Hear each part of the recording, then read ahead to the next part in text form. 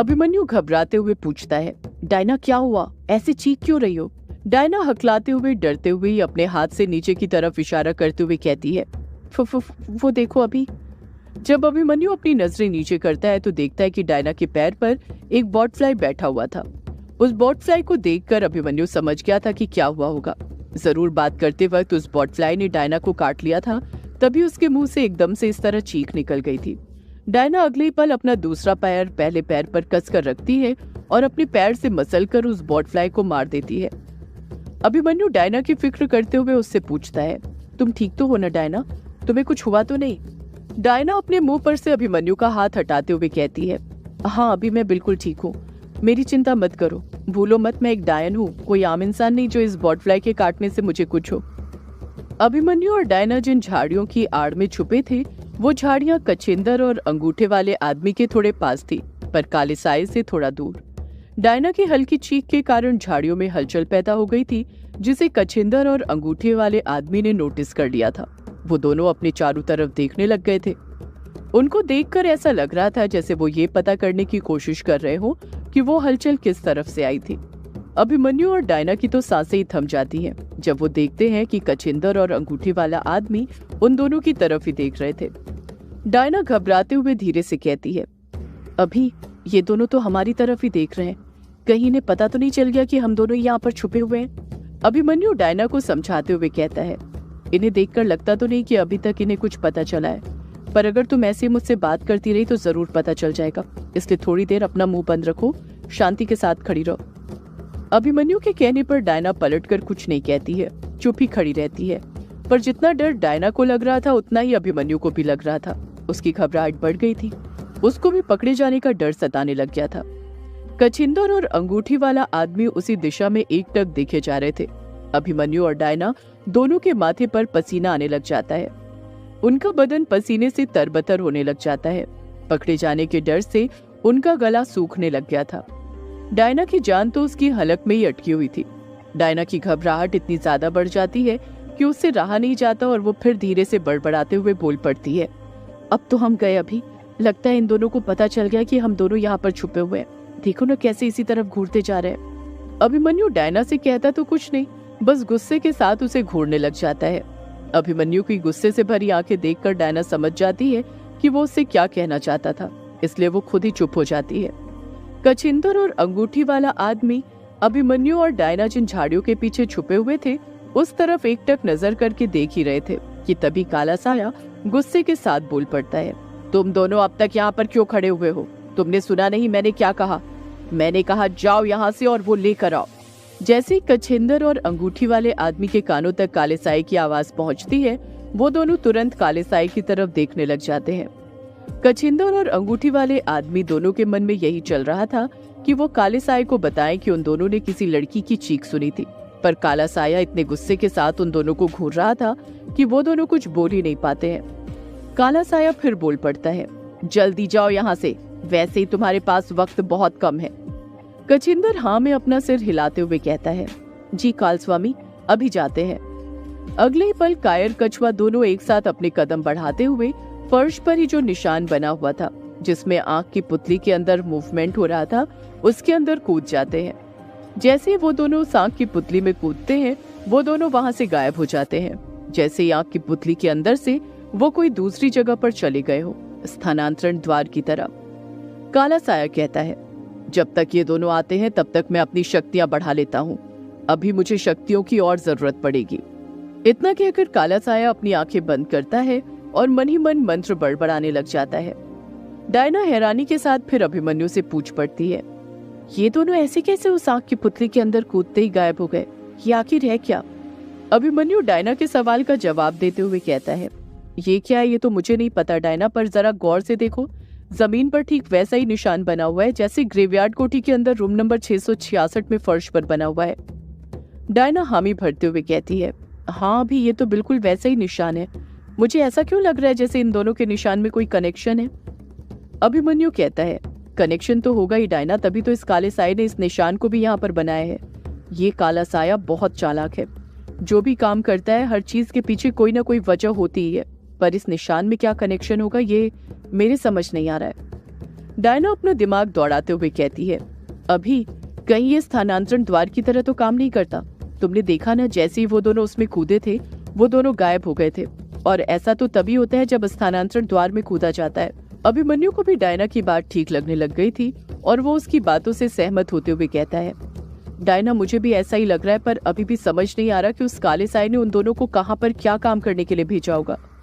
Diana कुछ कहती उससे पहले ही अभिमन्यु का दिमाग चल जाता है और वो अगले ही पल हड़बड़ाहट के साथ बोल पड़ता है, डायना मुझे लगता है कि उस काले साए ने उन दोनों को ग्रेवयार्ड कोठी भेजा होगा।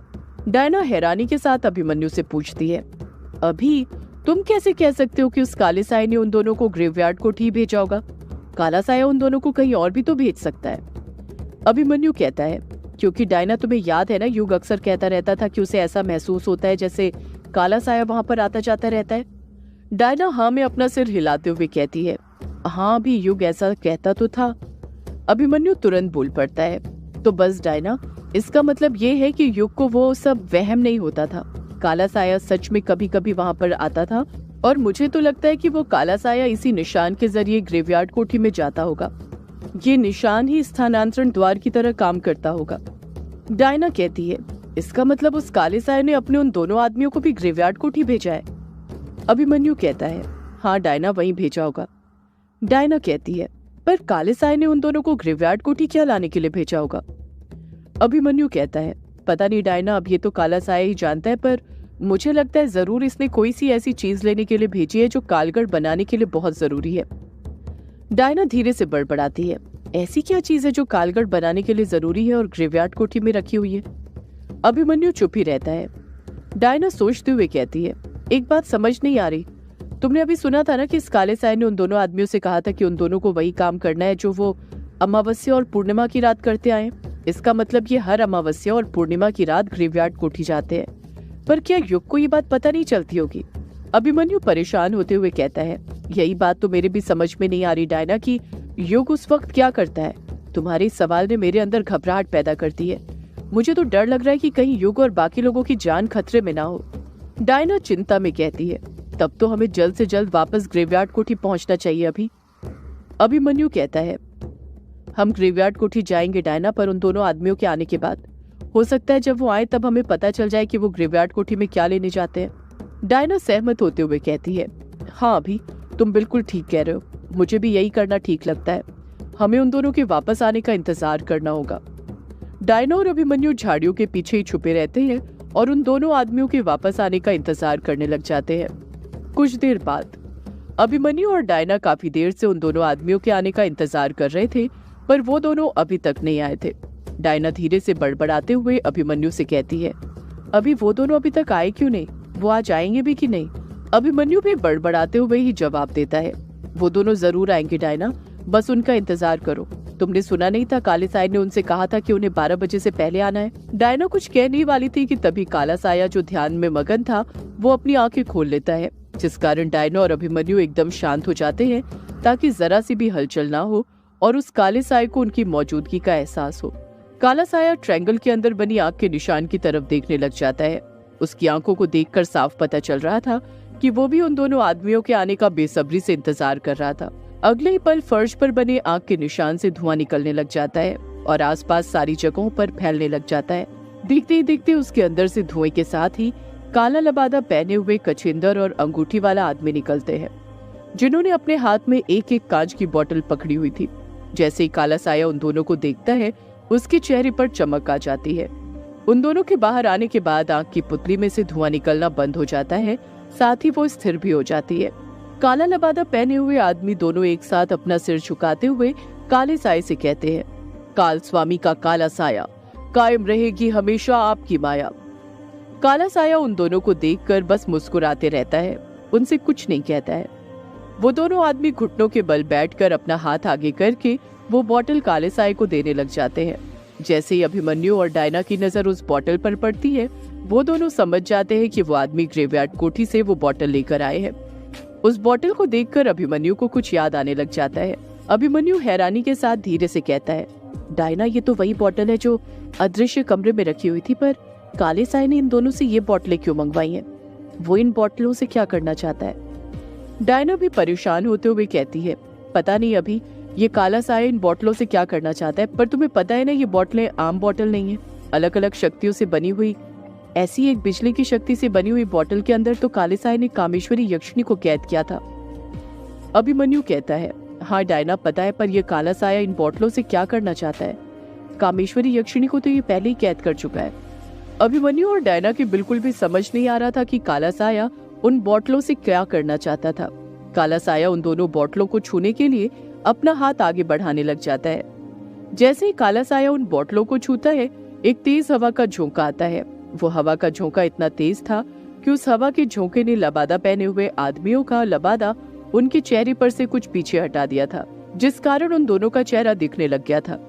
जब अभिमन्यु और डायना उन दोनों आदमियों का चेहरा देखते हैं तो बस बुत बनकर देखते ही रह जाते हैं। उनकी उन दोनों के चेहरे पर से नजर ही नहीं हटती है। देखते ही देखते अभिमन्यु की आंखें नम होने लग जाती हैं।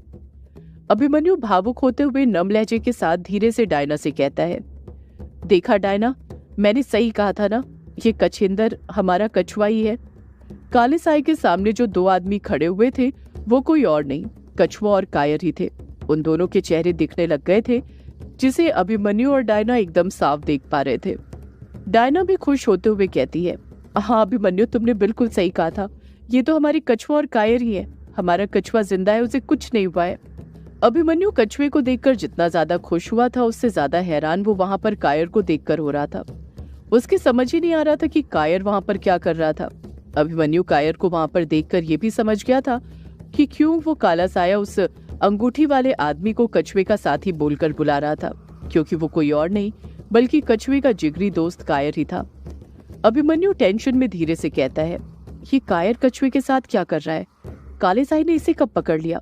डायना भी परेशान होते हुए बोल पड़ती है, यही बात तो मेरे भी समझ में नहीं आ रही है अभी कि ये कायर यहाँ पर कैसे आया और ये इस काले साये का साथ क्यों दे रहा है। आखिर इसे हुआ क्या है? सदियों से है पुरानी ये है यक्षिणी की कहानी। यक्षिणी एक आग है, यक्षिणी तेरा ख्वाब है।